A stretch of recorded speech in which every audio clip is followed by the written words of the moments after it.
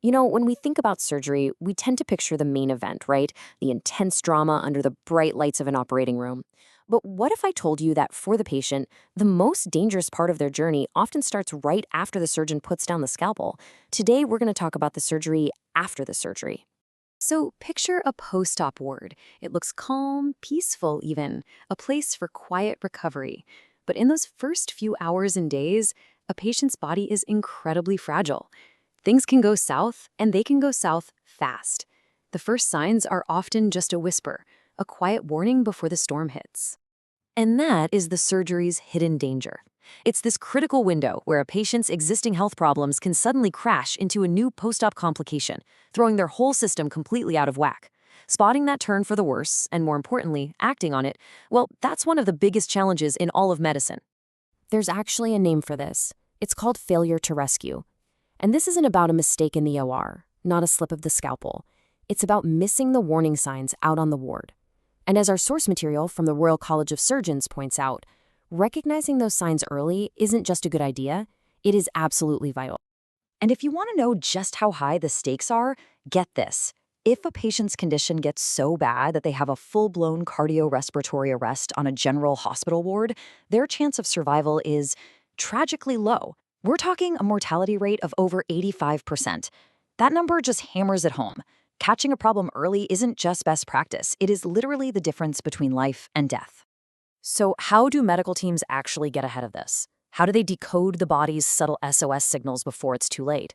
Well, it all starts with a systematic hunt, a way of turning a potentially chaotic mess into a methodical search for clues. At the heart of this whole investigation is a universal framework that doctors everywhere use.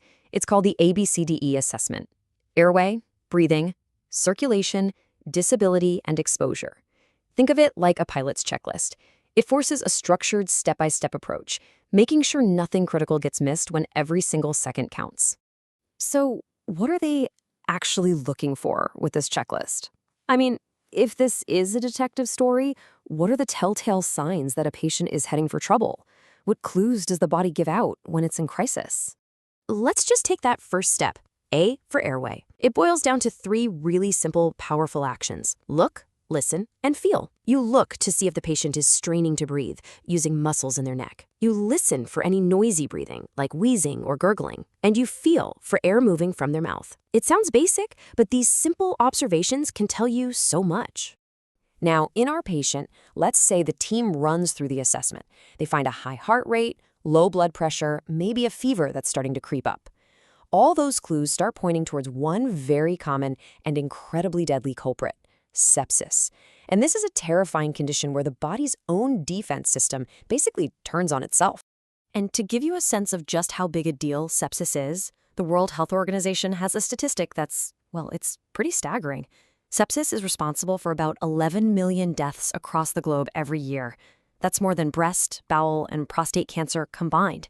It's a global crisis hiding in plain sight. So what is sepsis exactly? Well, think of your immune system as this super advanced security force. When it spots an infection, it launches a counterattack. But with sepsis, that response just goes completely haywire. It becomes excessive and unregulated. The security force starts causing friendly fire, creating massive damage to the very organs it's supposed to be protecting. And this over-the-top response kicks off a devastating chain reaction. The body gets flooded with chemicals that cause inflammation everywhere. Tiny blood vessels start to leak. Blood pressure plummets. It's a domino effect that, if it's not stopped, ends in multiple organ failure. Okay, so getting the diagnosis, that's a huge win. But just knowing what's wrong is only half the battle. Acting on it, and acting effectively when a patient is crashing in front of you, that takes a totally different set of skills. Skills you're not going to find in any textbook. This is all about how people work together. And this is where the source material points out something I find fascinating. It makes a distinction between having a team of experts, a room full of brilliant, highly skilled people, and having an expert team. That's a group that functions like a single cohesive unit. And the secret sauce that turns one into the other, it's all about what they call non-technical skills. So how do you make sure everyone's on the same page when things are getting chaotic? You use a structured tool like ISBR. It's a simple framework, a kind of communication cheat code. You identify yourself, State the situation, give the background, offer your assessment, and make a clear recommendation. There's no room for confusion, just clarity. And at the end of the day, that's what saves lives. It's not just the medical knowledge in everyone's heads. It's the very human ability to share that knowledge clearly under incredible pressure. It's the calm voice on the phone using ISBR. It's the shared understanding in a single look across the patient's bed. These are the sharpest tools in the room. All right, so let's imagine the team pulls it off. They communicate perfectly, the patient is stabilized. That's a monumental victory for sure. But the journey is nowhere near over. Surviving a critical illness like sepsis is one thing. Actually recovering from it, well, that's a long, tough road that needs a whole different kind of care. Because real recovery is built on these pillars that honestly are often overlooked.